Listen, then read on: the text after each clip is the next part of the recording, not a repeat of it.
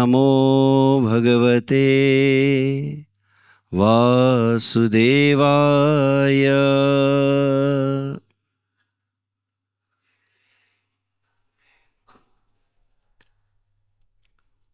ॐ नमो भगवते वासुदेवाय।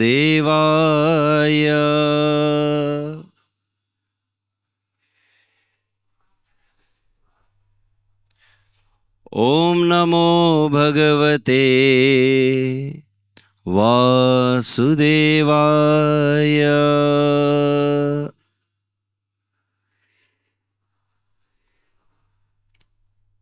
नारायणं नमस्कृत्यं नरं चैव नरोत्तमं देवीं सरस्वतीं व्यासं ततो जयमुदीरयेत्। नष्टप्रायेषु अभद्रेषु नित्यं भागवत सेवया भगवती उत्तमश्लोके भक्तिर्भवति नैष्टिकी। परमानन्दपाठाय प्रेमवर्षी अक्षरायते सर्वदा सर्वसेव्याय श्रीकृष्णाय नमोऽस्तुते। मदैकबन्धु मत्संगी मद्गुरो मद्महान्धन मद्निस्तारक मद्भाग्य मदानंद नमोस्तुते।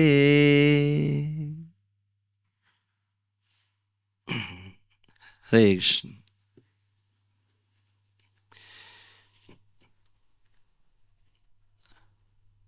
ग्रंथराज श्रीमद् भागवतम दशम स्कंद अध्याय 3।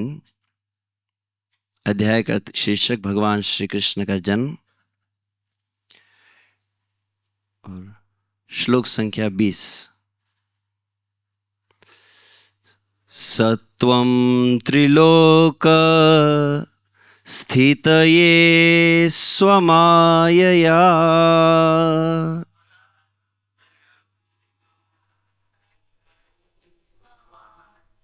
सत्वं त्रिलोक स्थितये स्वमायया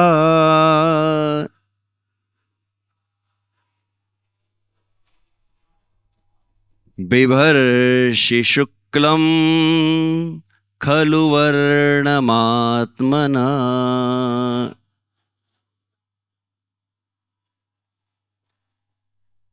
बिभर्षि शुक्लं खलु वर्णमात्मना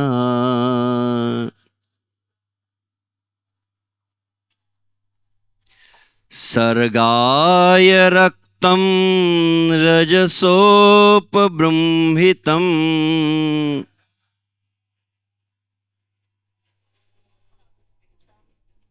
सर्गाय रक्तं रजसोपबृंहितं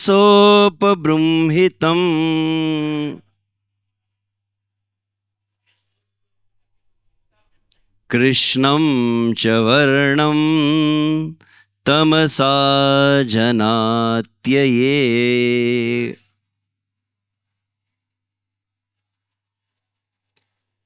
कृष्णं च वर्णं तमसा जनात्यये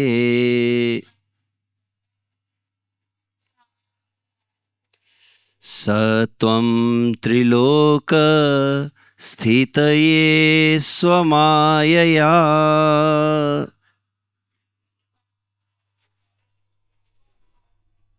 बिभर्षि शुक्लं खलु वर्णमात्मना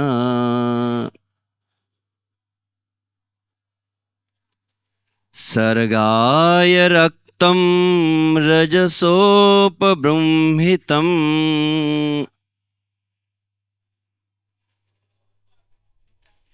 कृष्णं च वर्णं तमसा जनात्यये।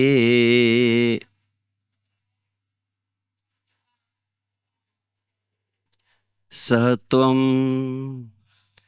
आप, जो वही व्यक्ति अर्थात ब्रह्म है, त्रिलोक स्थितये, तीन लोकों उच्च मध्य तथा अधः लोकों का पालन करने के लिए स्वमायया, अपनी निजी शक्ति से, आत्ममायया, बिभर्षि, धारण करते हैं, शुक्लम, सतोगुणी विष्णु के श्वेत रूप में, खलु, भी, वर्णम, रंग, आत्मनः, आपकी ही कोटि का, विष्णु तत्व, सर्गाय, संपूर्ण जगत की सृष्टि के लिए, रक्तम, रजोगुण के रंग का, लाल, रजसा, रजोगुण से युक्त, उपबृंहितम, आविष्ट, कृष्णम च, तथा अंधकार का गुण, वर्णम, रंग, तमसा, अज्ञान से आवृत्त, जन अत्यये, संपूर्ण सृष्टि के विनाश हेतु। अनुवाद तथा तात्पर्य। कृष्ण कृपा श्रीमूर्ति अभय चरणारविंद भक्ति वेदांत स्वामी श्रील प्रभुपाद द्वारा। श्रील प्रभुपाद की जय। अनुवाद। हे भगवान, आप, ठीक है मैं ही पढ़ता हूँ, अब दोहराने की आवश्यकता नहीं। आपका स्वरूप तीनों भौतिक गुणों से परे है, फिर भी तीनों लोकों के पालन हेतु आप सतोगुणी श्री विष्णु का श्वेत रंग धारण करते हैं।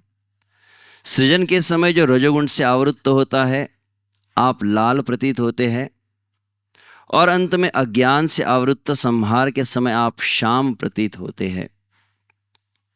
तात्पर्य। वसुदेव ने श्री भगवान से प्रार्थना की, आप शुक्लम कहलाते हैं। शुक्लम अर्थात श्वेत परम सत्य का प्रतीक है, क्योंकि भौतिक गुणों से अप्रभावित रहता है। ब्रह्मा जी रक्त अर्थात लाल कहलाते हैं, क्योंकि वे सृष्टि के रजोगुण के द्योतक है। तमोगुण अंधकार शिव जी के अधिकार में है, क्योंकि वे विश्व का संहार करते हैं। इस जगत की सृष्टि, संहार और पालन आपकी शक्ति द्वारा संचालित है, किंतु आप इन गुणों से सदा अप्रभावित रहते हैं। जैसे कि वेदों में पुष्टि हुई है, हरि ही निर्गुण साक्षात, पूर्ण पुरुषोत्तम भगवान सारे भौतिक गुणों से मुक्त होते हैं। यह भी कहा जाता है कि श्री भगवान के शरीर में रजो तथा तमोगुण नहीं पाए जाते हैं। हमें अपनी इंद्रियों के अनुभव के संदर्भ में इस श्लोक में उल्लिखित तीन रंगों शुक्ल, रक्त तथा कृष्ण का शाब्दिक अर्थ नहीं ग्रहण करना चाहिए, अपितु ये सत्वगुण, रजोगुण और तमोगुण का प्रतिनिधित्व करने वाले हैं। कभी कभी हम तमोगुणी बतख श्वेत दिखती है। बकांद न्याय के अनुसार मूर्ख बतख बैलों के अंडकोशों को लटकती मछलियां समझकर उसके पीछे दौड़ती है, ताकि जैसे वे गिरे उसी समय वह उन्हें पकड़ ले। इस तरह बतख सदैव अंधकार में रहती है। यद्यपि वैदिक साहित्य के प्रणेता श्रील व्यास देव श्याम रंग के थे, किंतु इसका अर्थ यह नहीं है कि वे तमोगुणी थे। वे तो प्रकृति के भौतिक गुणों के परे सत्वगुण के सर्वोच्च पद पर प्रतिष्ठित थे। कभी कभी ये रंग शुक्ल, रक्तस तथा पीतः ब्राह्मण, क्षत्रिय, वैश्य तथा शूद्र को बतलाने वाले होते हैं। श्री भगवान शिरोदक्षाई विष्णु श्याम रंग के हैं, शिवजी श्वेत और ब्रह्मा जी लाल रंग के। किंतु श्रील सनातन गोस्वामी ने वैष्णव तोषणी टीका में लिखा है कि इन रंगों का प्रदर्शन इस तरह की अभिव्यक्ति के लिए नहीं होता। शुक्ल, रक्त तथा कृष्ण की सही समझ इस प्रकार है। श्री भगवान सदैव दिव्य है, किंतु सृष्टि करने के लिए वे ब्रह्मा का रक्त रंग धारण करते हैं। पुनः कभी कभी श्री भगवान क्रुद्ध होते हैं। श्रीमद् भगवद गीता 16:19 में श्री भगवान कहते हैं, तान हम द्विषतः क्रूरान संसारेषु नराधमान क्षिपाम यजस्रम अशुभान आसुरीष्वेव योनिषु। जो लोग ईर्ष्यालु तथा क्रूर है और नराधम है, उन्हें मैं भव सागर में विविध आसुर योनियों में डाल देता हूँ। इन असुरों का विनाश करने के लिए श्री भगवान क्रुद्ध होते हैं और तब वे शिव जी का रूप ग्रहण करते हैं। संक्षेप में, पूर्ण पुरुषोत्तम भगवान 3 गुणों से परे है। हमें इंद्रियानुभूति के कारण अन्यथा सोचकर दिग्भ्रमित नहीं होना चाहिए। हमें महाजनों के माध्यम से श्री भगवान की स्थिति को समझना चाहिए। जैसा कि श्रीमद् भगवद गीता में कहा गया है, एते चान शकला पुंस कृष्णस्तु भगवान स्वयं।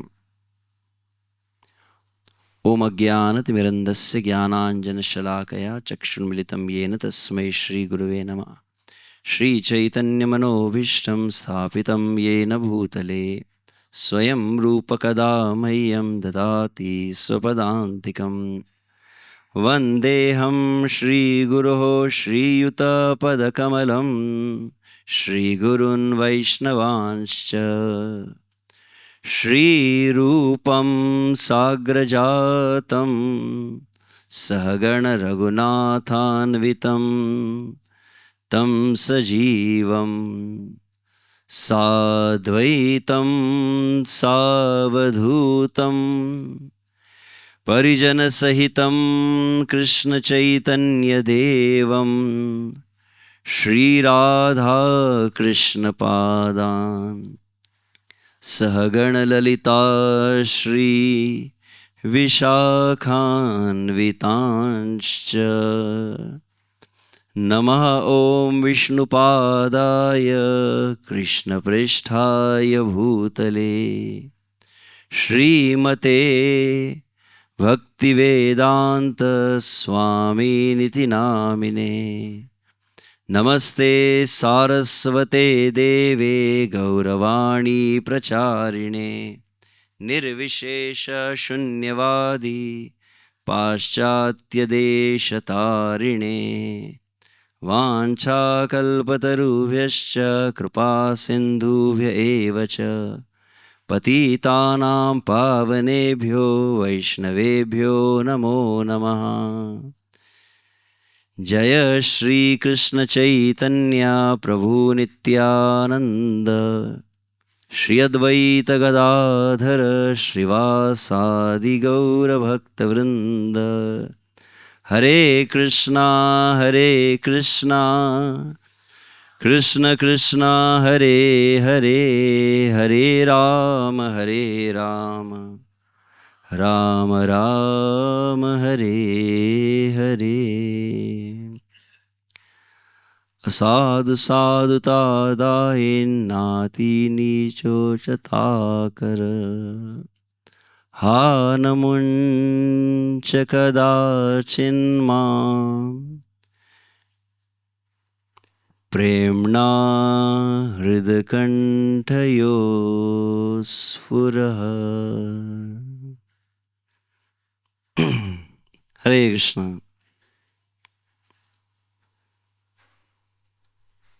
तो सर्वप्रथम परम पवित्र श्री वृंदावन धाम में कार्तिक मास में परम मंगलमय रमण रेती की भूमि भक्तिवेदांत गौशाला में प्रातःकालीन श्रीमद् भागवत कक्षा में उपस्थित समस्त भक्तों के चरणों में सादर अभिवादन। विशेष रूप से हरि हरि हरि हरि, कुछ तो परिवर्तन हरि।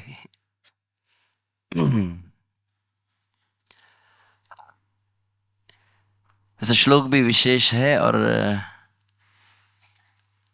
आज का दिवस भी अत्यंत विशेष है।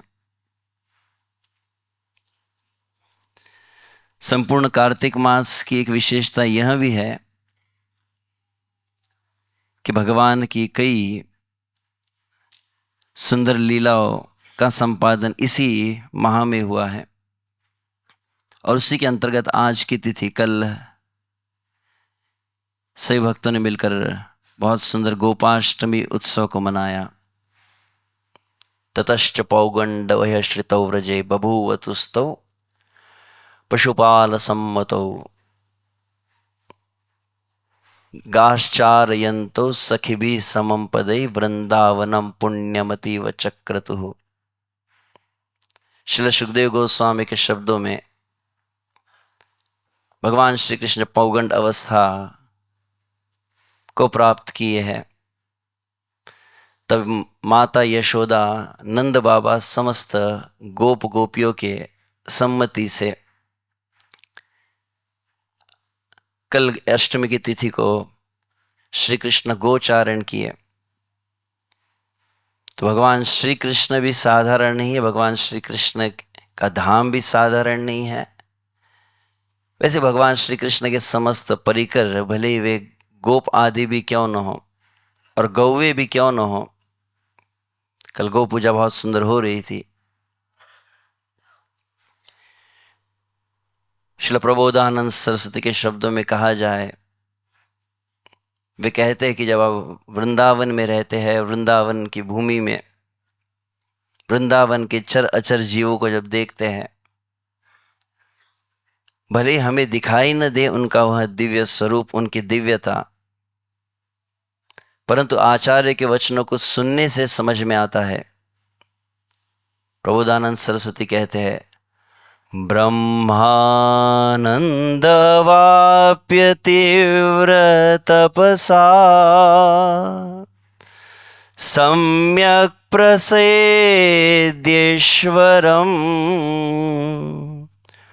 गोरूपा सकलाइहोपनिषदि कृष्णे रमन्ते व्रजे। वृन्दारण्यतृणं तु दिव्यरसदं नित्यं चरन्त्योर्निशम्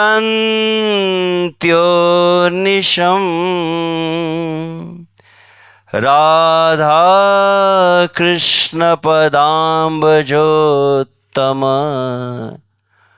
रसास्वादेन पूर्ण स्थिता। क्या कहा जा रहा है? जिन गौओं का आप पूजन कर रहे थे, साधारण कोई गौवे नहीं है। कोई मन में विचार करता, ये गौवे कोई भजन साधन करते थोड़ी दिख रही है। किसी गौ माता के गले में बीड़ बैग लटका हो और वो 16 राउंड्स कर रही हो, ऐसा तो कोई दिख नहीं रहा है। क्या कर रहे हैं? साधारण गौवे केवल तृण आदि को चर रहे हैं। तो वहां पर वे कहते, ब्रह्मानंद अवाप्य तीव्र तपसा सम्यक प्रसिद्धेश्वरम। ऐसे भगवान के महान भक्तजन जिन्होंने ब्रह्मानंद की स्थिति को प्राप्त किया है। श्री कृष्ण गीता में जैसे कहते, ब्रह्मभूत प्रसन्नात्मा न शोचती न कांक्षति। देह भाव से जो पूर्णतः मुक्त होकर आत्म भाव में स्थित हो चुका है और उस आत्मा के आनंद को, उस ब्रह्म के आनंद में पूर्णतः जो स्थित है और उस स्थिति को प्राप्त करने के उपरांत कई जन्मों तक तीव्र तपस्या की है, भगवान श्री कृष्ण की आराधना की, और उस आराधना को करके सम्यक प्रसिद्धेश्वरम, सम्यक रूप से पूर्ण रूपेण भगवान श्री कृष्ण को जिन्होंने प्रसन्न किया है, ब्रह्मभूत की अवस्था को प्राप्त करके कई जन्मों तक तीव्र तपस्या करके पूर्ण रूपेण श्री कृष्ण को जो प्रसन्न किए, वे ही गो रूपा सकला इहोपनिषदि कृष्णे रमन्ते व्रजे। वे ऐसे महान भक्त जो भगवान के हैं, वे ही वृंदावन धाम में गौ का रूप धारण करके प्रकट होते हैं। और करते क्या है? कृष्णे रमनते व्रजे है, ब्रज में, श्री कृष्ण के व्रज में रमते हैं। कैसे रमते हैं, कैसे आनंद का अनुभव करते हैं? वृंदारण्य तृणम तु दिव्य रसदम नित्यम चरन्त्यो निशम। वृंदारण्य, इस वृंदावन में, वृंदावन के वनों में, अरण्य में जो तृणम, जो घास है, तिनके है, वृक्ष आदि है। तो वृक्ष आदि भी साधारण नहीं है और घास भी साधारण नहीं है। द्विष्ठेयस्तिष्ठे अति कुकृत निष्ठे कुविषये सकृत वृंदाटव्यास तृणकवपि वंदेत सुकृति। अन्यत्र दूसरा श्लोक है। पुनः प्रबोधानंद सरस्वती कह रहे, इस संसार में कैसे जीव, हम जैसे अधम जीव, द्विष्टे यत्तिष्ठे, जो इस वृंदावन धाम से दूर कहीं पर स्थित है, दूर कहीं पर रहते हैं और कैसा जीवन यापन करते? द्विष्टे यत्तिष्ठे अति कुकृति निष्ठे, जिनके पापमय कृत्यों में ही निष्ठा बनी हुई है,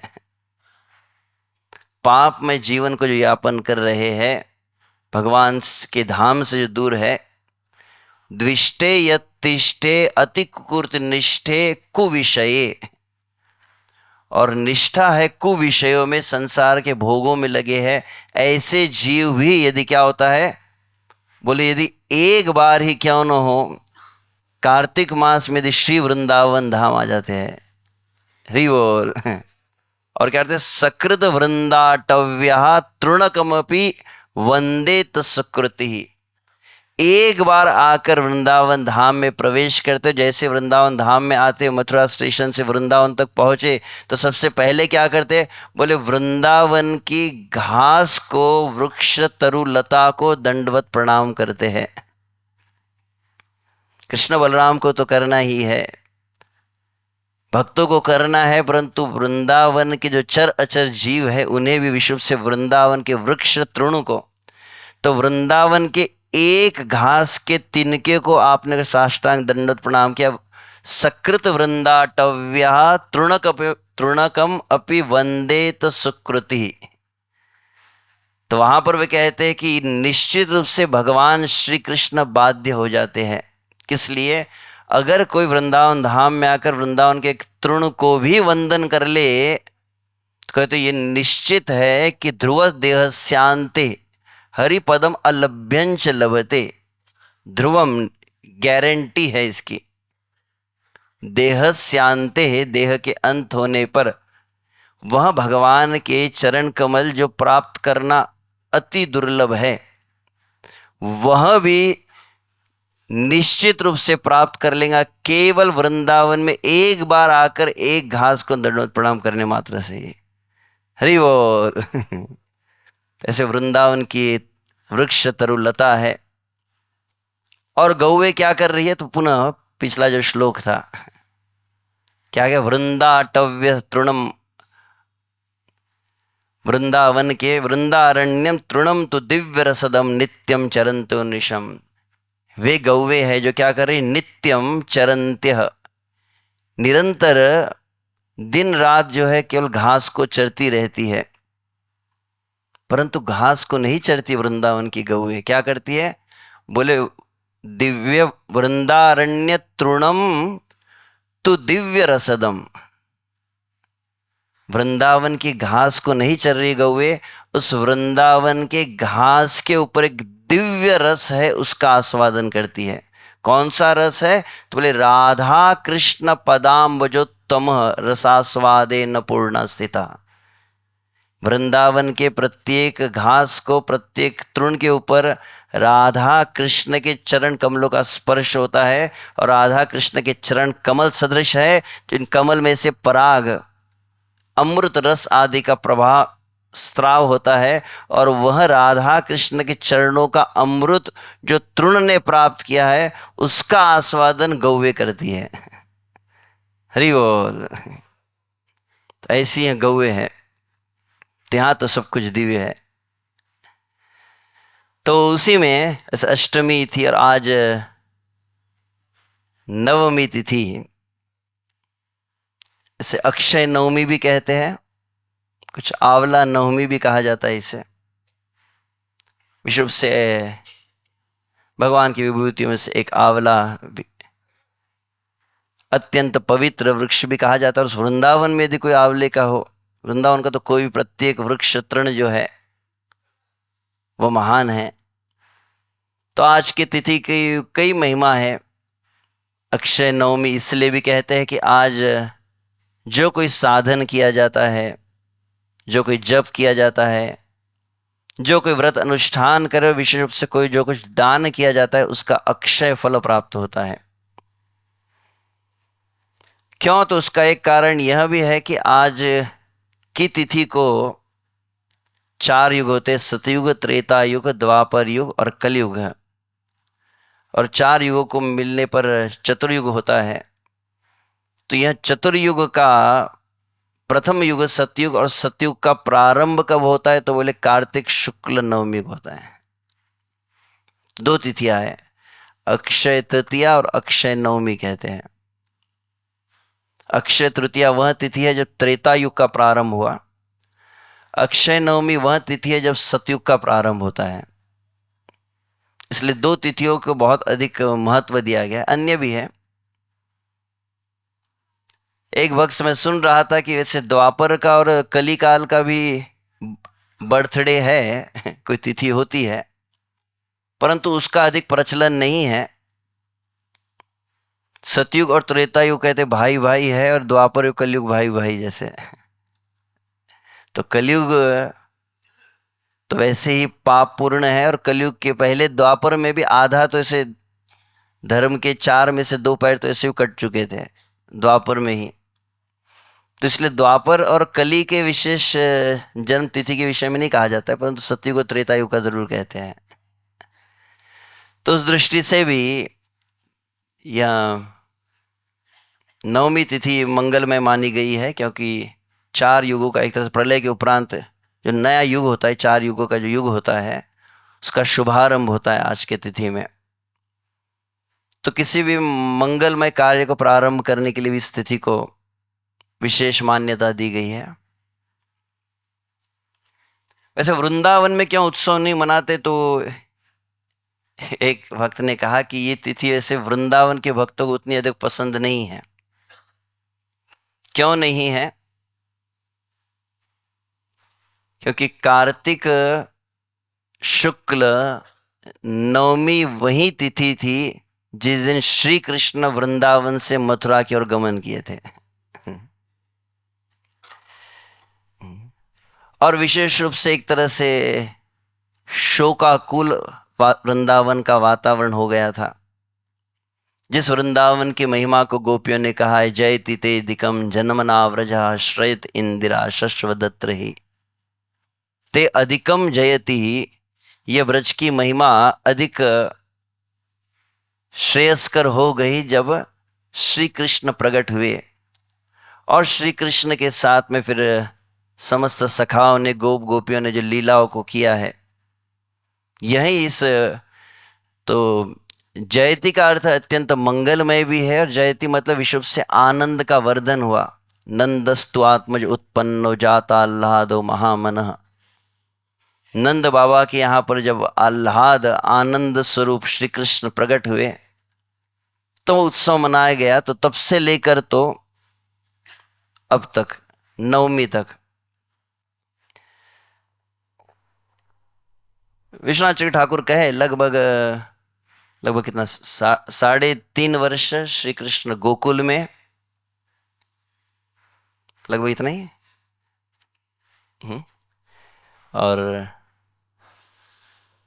और फिर श्री कृष्ण समझ 3 साल 3 महीने होंगे ना, दीपावली में यदि कहा जाए तो लगभग श्री कृष्ण गोकुल में रहे, नंद बाबा यशोदा। और फिर जब उखल बंधन हुआ, नल कुबेर मणिग्रीव का उद्धार श्री कृष्ण किए, तब नंद बाबा ने विचार किया कि पुनः पुनः यहाँ पर ब्रज में बहुत उत्पात आते रहते, कभी पूतना आ गई, कभी शक्टासुर, कभी तृणावर्त है, तो इतने विशाल का वृक्ष अचानक गिर पड़े, तो यह स्थान मथुरा के समीप है तो संकट अधिक आते रहते, थोड़ा दूर रहना उचित रहेगा। तो विशेष रूप से श्री कृष्ण के रक्षणार्थ और समस्त ब्रजवासियों के रक्षण के विचार करके नंद, उपानंद, अभिनंद आदि क्या किए, गोकुल से प्रस्थान किए और शकट व्रत कहते, शक्टावर्त, शक्टावर्त, शक्टावर्त मतलब शकट मतलब बैलगाड़ी होती है, तो बैलगाड़ियों को पूरा ऐसा घेर कर एक स्थान पर उन्होंने अपना आवास बनाया, तो शक्टावर्त उसी का अपभ्रंश हो गया शक्टावर्त का छठी करा। तो एक वक्त कह रहे थे शक्टावर्त, तो लाखों नंद बाबा की गौवें थी, तो जब उस समय श्री कृष्ण रहे हैं नंद बाबा के साथ, तो छठी करा मतलब वही केवल जहाँ से हम राधा कुंड के लिए ऑटो पकड़ते वही छठी करा नहीं है, तो वहाँ से कहा जाए तो लगभग यह स्थान भी उतने उसी क्षेत्र में आता था। एक वक्त कह रहे थे लगभग बड़ा है, पता नहीं कहाँ तक जाता होगा शक्टावर्त, जो जहाँ पर श्री कृष्ण रहे और मध्य में जितनी लीलाएं हुई है श्री कृष्ण की वहाँ पर संपन्न हुई। तो वहाँ पर भी लगभग 3.25 3.5 वर्ष श्री कृष्ण रहे। तो पहले 3.25 वर्ष गोकुल में, तदुपरांत 3.25 वर्ष रहे लगभग यहाँ शक्टावर्त में, और तदुपरांत फिर नंदगांव जिसे कहते हैं हम, नंदग्राम, वहाँ पर नंद बाबा गए हैं और लगभग वहाँ पर भी 3 3.5 वर्ष रहे। और लगभग फिर 11 वर्ष के जब हुए तब अक्रूर जी आए थे, नारद मुनि, तो केशी दैत्य का संहार हुआ। तो शायद आज की तिथि थी, कैसा कि अष्टमी को हुआ, मुझे अधिक स्मरण नहीं है। केशी दैत्य का संहार हुआ था और वहां पर नारद मुनि पहुंचे। तो वैसे नारद मुनि पहले यहाँ पर आए वृंदावन में और श्री कृष्ण से कहे कि अब समय हो चुका है, बहुत अधिक समय हुआ है, कंस आदि का संहार का समय आ रहा है, तो कृपया आप इस वृंदावन का परित्याग आपको बाह्य रूप से तो करना ही होगा। तब श्री कृष्ण ने सहमति बताई है और फिर नारद मुनि गए, कंस को बतलाए, रहस्य उद्घाटन किए कि नंद बाबा आदि हैं जो है यह समस्त देवगण है, और वास्तविक नंद के यहाँ पर रहने वाला जो है वही देवकी का 8वां गर्भ है। और तब योजना बनाकर कंस अक्रूर जी को भेजे। तो ये विस्तृत कथा है, तो कथा विषय तो आज का श्लोक था, परंतु मैंने कहा तिथि के विषय में भी कहना मन में विचार आया।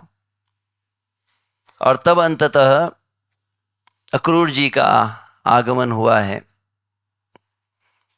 अष्टमी को आए थे या नवमी को पहुंचे, अधिक स्मरण नहीं, अष्टमी की संध्या पहुंचे, रात्रि तो रुके थे, क्योंकि नवमी वह तिथि है जब भगवान प्रस्थान किए है कहा जाता है। तो रात्रि में अष्टमी को अक्रूर जी पहुंचे हैं, नंद यशोदा का कुशल आदि पूछा है, और तब अंततः बतलाया किस तरह से कंस ने विशेष उत्सव आदि का आयोजन किया है। आप सभी को आमंत्रण है, विशेष रूप से आपके जो नन्हे 2 बालक है इनको आमंत्रण दिया जा रहा है। और वह ब्रजवासी गण संपूर्ण ब्रज में, विश्व से वृंदावन में, नंदगांव आदि में आग की तरह यह समाचार फैल गया कि अक्रूर जी पहुंच गए हैं श्री कृष्ण बलराम को वृंदावन से ले जाने के लिए। और वृंदावन के समस्त भक्तगणों की एक विशेष थी कि उन्होंने कभी विचार ही नहीं किया था कि श्री कृष्ण के बिना भी कभी जीवन हो सकता है। जिस तरह से जब कालिया ने श्री कृष्ण को अपने नाग पाश में, अपने पाश में बांध लिया तो श्री कृष्ण निश्चेष्ट हो गए थे, उस समय भी बतलाया जाता है कैसे नंद की, यशोदा मैया की, समस्त गोपियों की दशा हुई थी। तो वैसी ही दशा वह तो केवल एक बार, केवल एक कल्पना मात्र से कि श्री कृष्ण शायद नहीं रहे, यह विचार से ही वे निष्प्राण हो रहे थे। और जब वास्तविक पता चला कि अब जाने वाले वृंदावन छोड़कर, वे श्री कृष्ण जो प्रतिदिन प्रातः काल समस्त ब्रजवासी उनका दर्शन करते थे। वे गोपगण सदैव जो श्री कृष्ण के साथ गोचारण लीला करते थे, वे श्री कृष्ण जो समस्त गोपी के साथ कुसुम सरोवर राधा कुंड पर नित्य रास विहार आदि करते हैं। दो रास होते, एक जो शरद पूर्णिमा का रास वहाँ वंशीवट पर होता है, परंतु वैसे देखा जाए तो गोवर्धन में राधा कुंड के तट पर नित्य प्रति रास होता है, कहा जाता है। तो वे सभी के लिए यह केवल विचार के श्री कृष्ण चले जाएंगे, लगभग जैसे शरीर से प्राण को निकाल दिया ऐसी अवस्था हुई थी। एवं ब्रुवाणा विरहातुराभृशम् व्रजस्त्रिय कृष्ण विषक्तमानसा विसृज्य लज्जा रुरुदु स्म सुस्वरम् गोविंद दामोदर माधवेति। बिल्वमंगल ठाकुर भी उस प्रसंग का वर्णन किए हैं। एवं ब्रुवाणा विरहातुरा भृशम व्रजस्त्रिय कृष्ण विषक्त मानसा। तो अक्रूर जी का रथ तैयार हुआ है, श्री कृष्ण बलराम जब उस पर आरूढ़ हुए, समस्त वृंदावन की गोपियों ने चारों ओर से उस रथ को घेर लिया है और कई गोपियां तो उस रथ के सामने ही लेट गई है। ऐसे ब्रज में भी अलग कई पद है, छोड़ वृंदा विपिन श्याम मथुरा चले, ऐसे भी कहा जाता है। और हम जिस क्षेत्र से, महाराष्ट्र का भी एक ऐसे लोकगीत होता है, सोडुनिया गोपिना कृष्ण मथुरेशी गेला, अक्रूराने रथ सजविला कृष्ण रथावरी बैसला। उसमें भी अलग बातें कही, कैसे श्री कृष्ण जा रहे हैं और वहां पर गोपियां कह रही है कैसे वृंदावन की गैया रहेंगी, वृंदावन के समस्त सखागण कैसे रहेंगे। तो सभी रोक रहे हैं उस समय, तो सभी जोर जोर से क्रंदन कर रहे हैं। व्रजस्त्रिय कृष्ण विषक्त मानसा कहा गया। और उस समय विसृज्य लज्जाम रुरुदु स्म सुस्वरम, दो स्थान पर रुरुदु शब्द आया, बहुत जोरों से क्रंदन। एक समय जब यमुना के तट पर शरद पूर्णिमा की रास में श्री कृष्ण अंतर्ध्यान हुए और गोपियों ने गोपी गीत का जब गायन किया, उस समय भी कहा गया है रुरुदु सुस्वरम राजन कृष्ण दर्शन लालसा। बहुत जोर से गोपियों ने क्रंदन किया है और दूसरी बार आर्तनाद करते हुए क्रंदन कर रही गोपियां इस समय। तो कल ऐसे श्रवण कर रहे थे,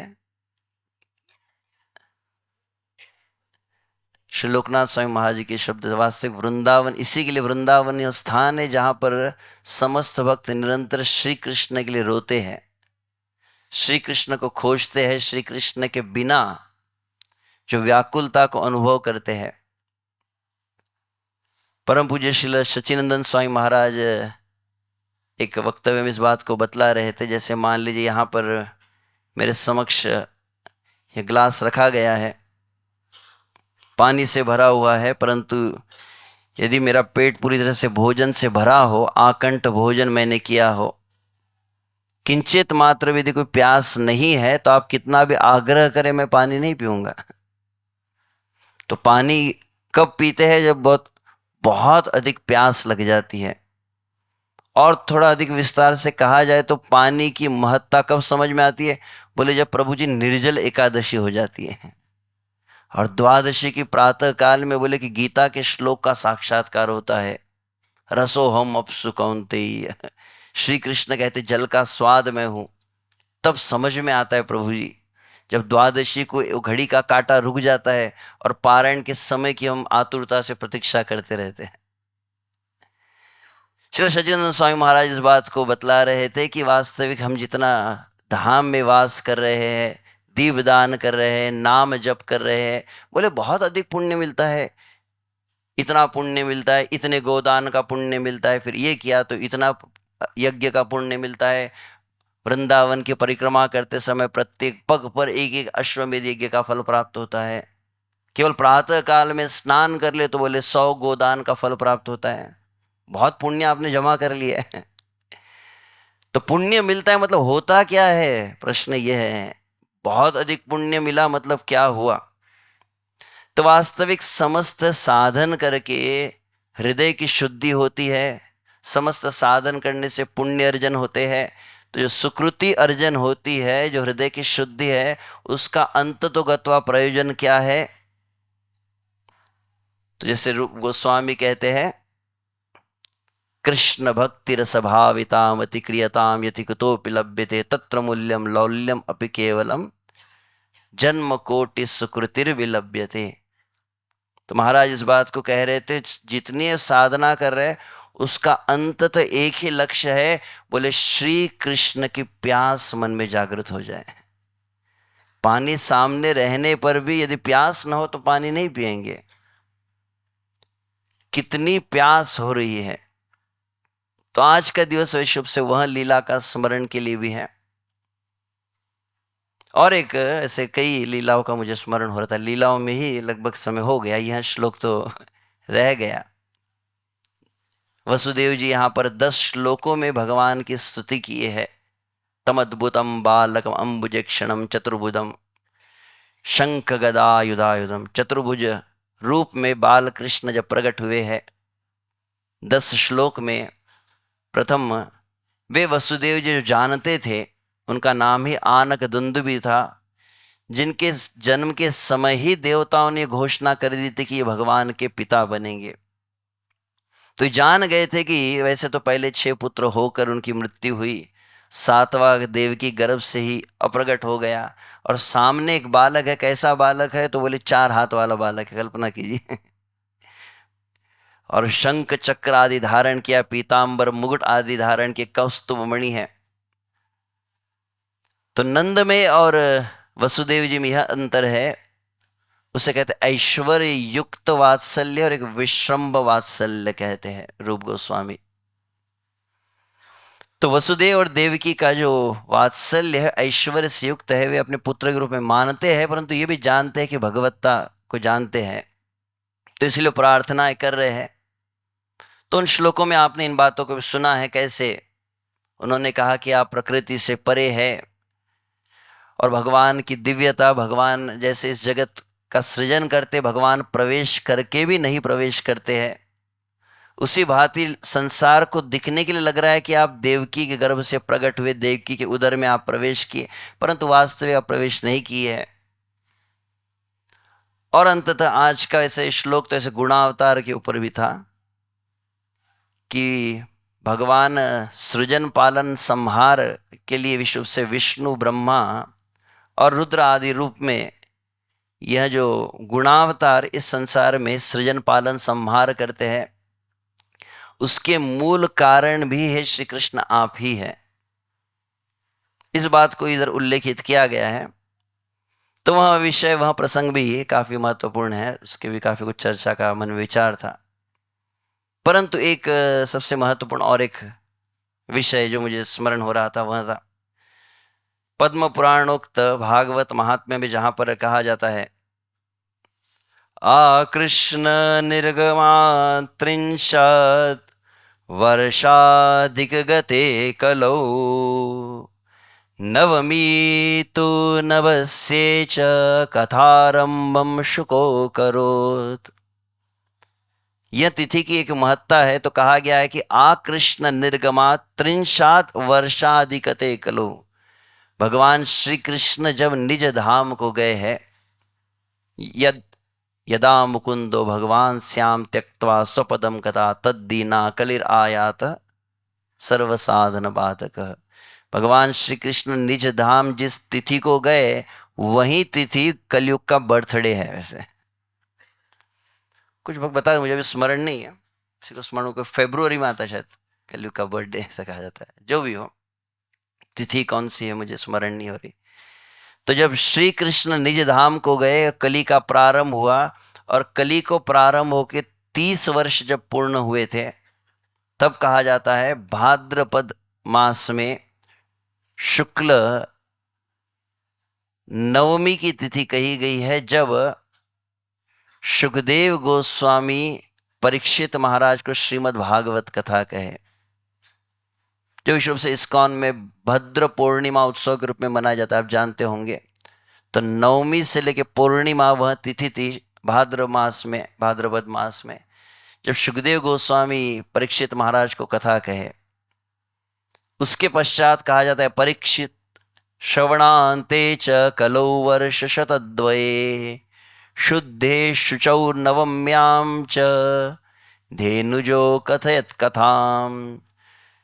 तो 7 दिन कथा को श्रवण करके परीक्षित महाराज भगवान के धाम को प्राप्त किए, और परीक्षित महाराज भगवान के धाम को प्राप्त होने के उपरांत 200 साल बाद, तो भगवान चले गए तो 30 साल हुए उसके उपरांत, और उसके बाद और 200, मतलब लगभग कलयुग 230 साल का हुआ, तब विश्व से आषाढ़ मास है, आषाढ़ मास की पुनः शुक्ल नवमी की तिथि थी, जब गोकर्ण ने 7 दिवसीय भागवत को किया और धुंधुकारी का उद्धार हुआ था। तो भाद्रपद मास की शुक्ल नवमी से पूर्णिमा तक जो भागवत हुई वह सुखदेव गोस्वामी परीक्षित को कहे। कली के प्रारंभ होने के 230 वर्ष पश्चात जब गोकर्ण ने भागवत कही और धुंधुकारी का उद्धार हुआ,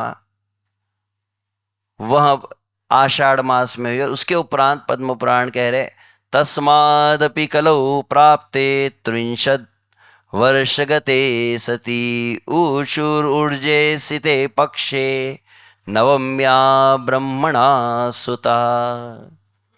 तो ये एक विशेषता है, तस्माद अपि कलौ प्राप्ते 30 वर्षगते सती, और अधिक 30 साल, मतलब लगभग 260 साल। कलयुग 260 साल का जब हुआ तब कार्तिक मास था, कार्तिक मास के शुक्ल नवमी आज की तिथि थी, जब गंगा नदी के तट पर आनंद घाट कहते हैं ना, वहां पर 4 कुमारों के द्वारा श्रील नारद मुनि भक्ति देवी ज्ञान वैराग्य को श्रीमद् भागवत कथा सुनाई गई थी। हरि बोल।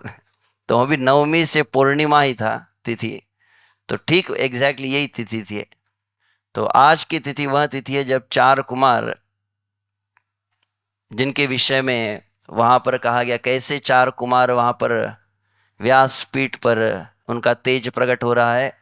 सदा वैकुंठ निलया हरे कीर्तन तत्परा लीलामृत रसोन्मत्ता कथा मात्रैक जीवना हरि शरणं येषां नित्यं मुखो वच अतः काल समादिष्टा जरा युष्मानपि बाधते।